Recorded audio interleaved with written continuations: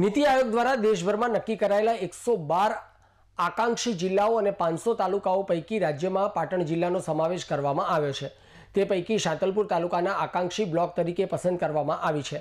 નીતિ આયોગ દ્વારા નિર્ધારિત કરાયેલ એસઓપી પ્રમાણે 6 પેરામીટર્સની સુવિધાઓ પૂર્ણ કરવા આકાંક્ષી જિલ્લા તાલુકામાં સંપૂર્ણતા અભિયાન શરૂ કરવામાં આવ્યું છે, જે અંતર્ગત વારાહી ખાતે શેઠ શ્રી પુરુષોત્તમદાસ મુળજીભાઈ ગોકલાણી ઉચ્ચતર માધ્યમિક શાળામાં જિલ્લા કલેક્ટર શ્રી અરવિંદ વિજયન અને નીતિ આયોગના પ્રતિનિધિ સુશ્રી અનાથા જ્યોતિર્મીનની પ્રેરક ઉપસ્થિતિમાં આ અભિયાનનો પ્રારંભ કરાવાયો હતો। આ અભિયાનના ઉદ્ઘાટન પ્રસંગે જિલ્લા કલેક્ટર શ્રી અરવિંદ વિજયને જણાવ્યું હતું કે સંપૂર્ણતા અભિયાનમાં આપવામાં આવેલ મહત્વના 6 ઇન્ડિકેટર્સ મુજબ પાટણ જિલ્લાના શાંતલપુર તાલુકામાં કામ કરવામાં આવશે।